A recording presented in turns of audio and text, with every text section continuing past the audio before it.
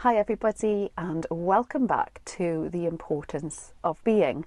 Now I realise it's a very long time since I did a video on the Bongo, and as it is now 9 years since our gotcha day when we imported this Bongo from Japan via a company in Worcester, I thought it might be helpful to go through the last 12 months and what I've spent on my particular Bongo.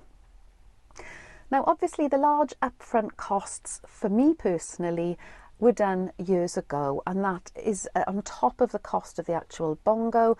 It's things that I've had done since, so like the high top, my diesel heater, the kitchen, various other things. I have done a video on those modifications and a rough idea of what they cost on a previous video, which I will link in the description below.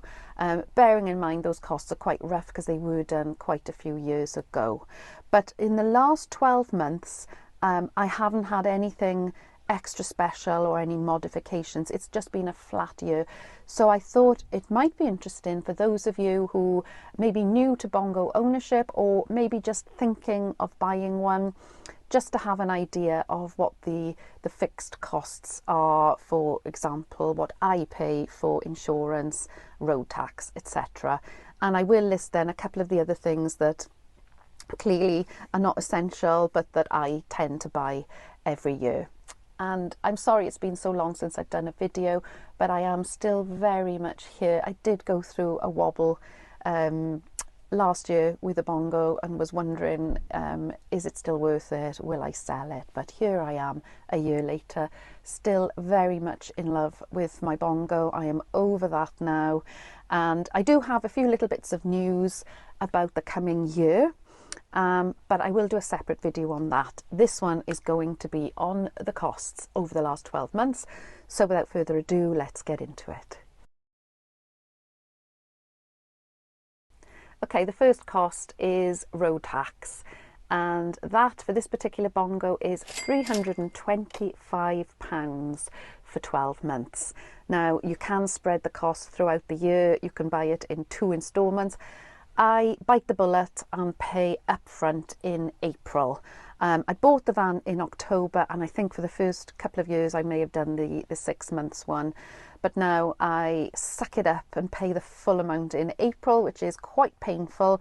But as October comes and all the other bills come in, it is nice knowing that at least I don't have the road tax to pay. So that's the first cost, £325 for road tax.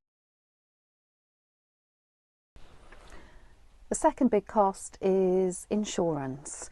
I'm going to tell you what I spend per year on insurance, but obviously this is going to be very variable depending on your circumstances, how many miles you do a year, whether you use the vehicle for commuting, etc, etc, etc. So I will tell you what I pay just to give you an idea. Now I use a niche insurance brokers. I will put the link in the description below. They are called Together Insurance, and as I say, they specialise in classic cars, imported vehicles, etc. I've never been able to find a quote on the usual cost comparison websites. I did a couple of years ago try various other companies that I've seen other people use, but no one at that time was able to offer me a better price, so I have tended to stick with the same brokers every year. Now, what do I pay? Well, firstly, let me just tell you a few basic things about me and my van and some of the limitations on the particular policy that I have. I'm 57, I've been driving since the 80s, haven't acquired any no claims bonus because up until the last few years I've always had company cars, and that's one of the limitations with this particular insurance.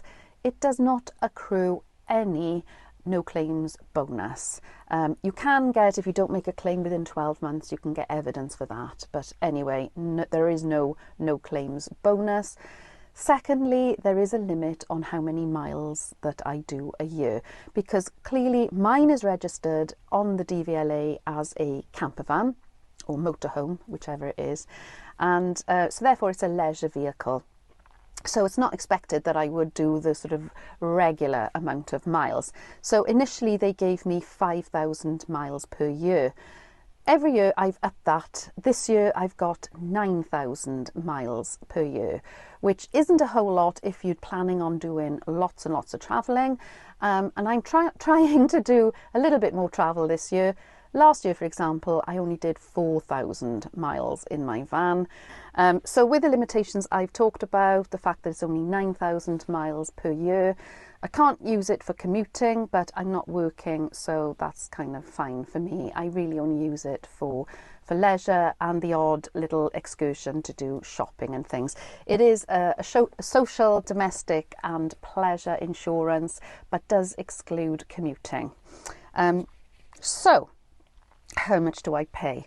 Well, I pay £315 for 12 months.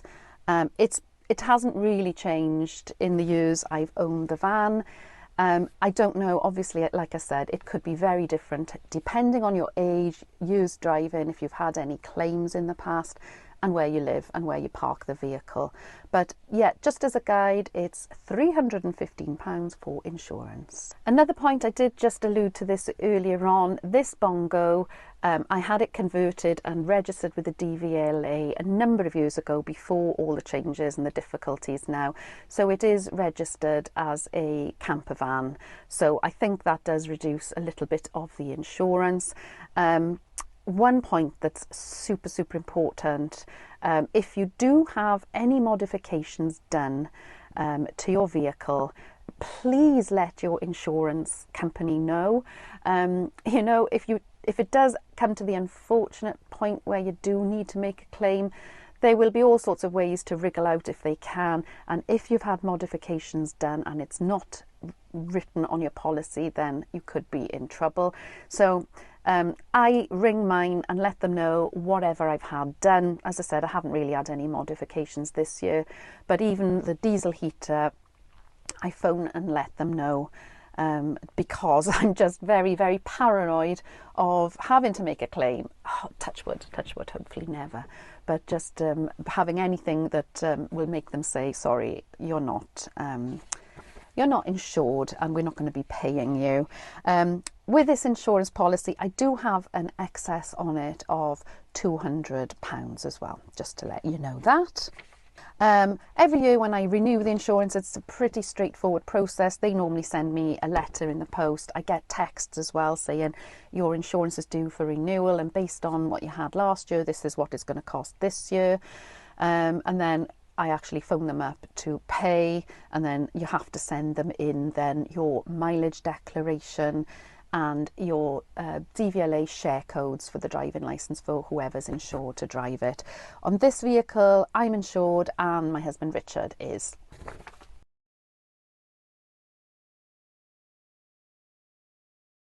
Next cost. The insurance and all the other big costs other than the road tax tend to happen in October, because it's October that I bought the van, so therefore it just works that way. So October is quite a hefty month for me, which is why I like to pay the road tax 6 months previous. So let's talk about MOT first, which is quite straightforward. Unless your vehicle needs anything doing. The basic cost, I brought the paperwork with me just to remind me of everything for this year, and again this is for the October just gone. I had all the work done in September, so it's all ready for October. So MOT base cost £54.85, and there's no VAT on that. Unfortunately, for the last few years, this vehicle has failed MOT first time, and it is getting to that age. You know, they are old vehicles, and I have done very well for a number of years with it flying through. And now it's getting to that stage where unfortunately rust is becoming the issue. If you've watched any of my other videos, you will know that the rust on this particular vehicle is on the sills. I had the vehicle under-sealed when I first imported it, which if you haven't had that done, I highly recommend. It's one of the first things to get done. have someone look at the underside of your vehicle first, because you don't want to underseal anything that's kind of already rusty. Get it sorted, but if your vehicle is good underneath, get it undersealed. You know that, as again I keep saying, they weren't built for the UK roads and they will rust very quickly. I had mine done 9 years ago on first import. I've had it topped up again a couple of years ago. It could probably do with it again, but the sills are the weak point on my vehicle and they are starting to rust. I knew about this about 3 years ago. The first little flecks of rust were happening, and I have had endless trouble trying to get them done. I have gone through this many times before. The problem is finding a garage that I'm confident in and who are willing to do the work and give me a price up front. I did take it to a garage a couple of years ago to get the sills done. He took the van off me, gave me every confidence that it could be done, and then a week later the van was still on his workshop and he hadn't even started on it. And it's no good to me because I use my van every day. So I have tried a few garages around me, more than a couple, to get them to look at the van, give me a rough idea. I know they can't give me a fixed price, just give me a rough idea, but they all kind of scratch their heads and say, no, I don't really know. I get the impression they don't want to touch it because it's a Bongo. And let's face it, Bongos do have a reputation for rust. So I would urge you to find a garage. I hope you'll have more luck than me. Finding a garage willing, able and competent to do your body work. I failed with garages, I've tried body shops, and unfortunately so far I seem to have had the same kind of, oh, I don't really know. So yeah, that's been a real unfortunate thing. So over the last 2-3 years, it's failed every year on rust, and it is the rust on the sills. The underside, I'm told, is fine. So I would like to get the sills totally replaced, if I'm honest. I just need to find the right garage. So at the moment, what's happening is the sills look a little unsightly, they look rusty, and then when it goes for its MOT, they're tapping it, they're finding a hole, and therefore failing the van on that. And then what I'm having to do is get it patch welded. And that's happened now for the last, I can't remember whether it's 2 or 3 years. I did say to the garage last month when it was done, is it worth me getting the sills done? And they kind of gave me the same answer, not really, just get it patched every year. I'm not entirely happy with that because I know they're all going to go eventually, and I would like to be proactive. But again, I just cannot believe that I'm still getting the same problems. Now, there is a garage in the north of England, and I am told, I've heard other people say that they will do it and it'll be sorted. I think it's called Bongo Spares. If anybody, or if Bongo Spares happen to see this video and you can tell me, yes, you can do a replacement sill, you can tell me a rough idea of what it's going to cost and when you can fit it in, and I can turn up with my van, get it done in the set number of days it's going to take, I would be very happy. So please, yeah, if anyone has gone to Bongo Spares or know any other garages, let me know. I'm just tired of going to garages and them saying, yeah, I'm very busy, I can't fit it in, give me a ring in a couple of weeks. I ring them, I can't get through, they don't ring me back, and it's just, I'm not asking for the job to be done for free. I'm prepared to pay, and I still can't find anyone. So that's my rant over. That's why my MOTs over the last few years have been a little complex, but base price of an MOT, cutting a long story short, £54.85. Right, let's come on to the incidentals over the last 12 months that I've had to pay on top of the MOT to get it through the MOT. And as I've just explained, the reason it's failed has been the rust. So this is what I have paid on top of my MOT for welding this year. It's on the sills. and it needed 3.5 hours of welding. They have not sprayed it, and obviously that would be a cost in addition. So it does look a little ropey, but not awful. I mean, the van is quite old. I've never had it resprayed, so I'm not entirely bothered about the fact it looks a bit patchy. As I've already said, I would love to get new sills and have it all sprayed and all matching, but for now, it's just been welded, and as I said, 3.5 hours of labour to get it done, and that cost, including VAT, 252. So this is a cost that ideally I would like to have the sills replaced, so that I'm not going to be having this every year. If I don't get it done, I can see every year there's going to be another couple of £100 on top of my MOT to get it fixed.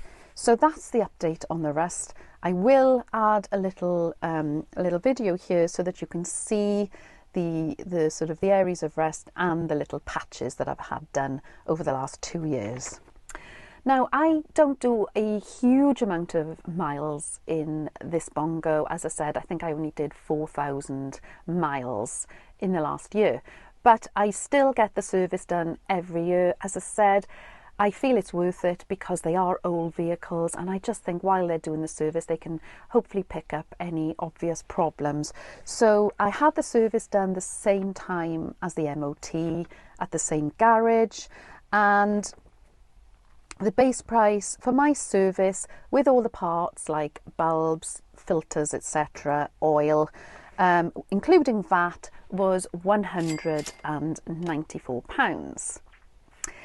But while they were doing the service, they also told me that the driver's side brake caliper needed replacing, so I had that done as well. So that was an additional, with labour and parts, was an additional, and including VAT, £150 on top. So my total bill at the garage this year for MOT, service, including parts, the brake caliper and welding, came to a total of £651.79. So the fixed costs for my van in the last 12 months, things I haven't been able to avoid, so that's road tax, insurance and all the servicing, MOTs, welding, etc., comes to a grand total of £1,291. So those are the costs that I have not been able to avoid for the last 12 months. Clearly fuel, that's like a piece of string. I tend to budget about £70 a month for the fuel for my van because, as I said, I don't really do huge miles. But definitely bank on the fact that you're not going to get much more than maybe 28 miles per gallon. So yeah, mileage isn't great, guys. Nothing we can really do about that. If you can, try and focus less on miles per gallon and think more of smiles per mile. So those are the fixed costs. There are a few little incidentals that you may or may not choose to purchase in addition to the things I've just talked about, and I call those incidentals. I haven't paid for breakdown cover as yet this year. I didn't at all last year, but I did the year before, and I will be looking into that. The last time I paid for it, it was about £100 for the year. Again, it's going to depend on whether you're planning to go to Europe in your van, how many miles you're going to do, etc. I haven't done any great big miles over the last 12 months, so I didn't pay for it. But if I do end up going far this year, it's definitely something that I think is worthwhile. The second thing, which is very optional, but I have done for the last few years, and that's membership of the Caravan and Motorhome Club. Completely optional. I'm not sure I've had the best value for money out of my membership, but that's absolutely my fault, no one else's. I pay £59 a year for membership. That covers myself and Richard, my husband. to be honest, I bought the membership more to use the smaller little independent sites called the certificated sites, because with those, a lot of them are open all year and you get the pitch and hookup in there. Some of them have toilets and showers, but you can go online and sort of check out all of the available club sites and the certificated sites and see if maybe it is worthwhile for you. As I said, the main reason for me was I had ideas that I would be camping in the winter and that I could use the smaller CCs and know that I've got a hard standing pitch with hookup. Didn't quite work out like that for me last year because I didn't really do enough camping to make it worthwhile.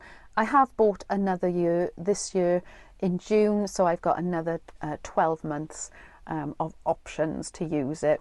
They do give you a very lovely guidebook and a big map, and of course you've got an app, so even if you're away from home you can easily check out and see what sites are near you if you should need them.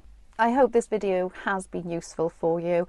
It is really just to give you a rough idea, at least what I spend for 12 months.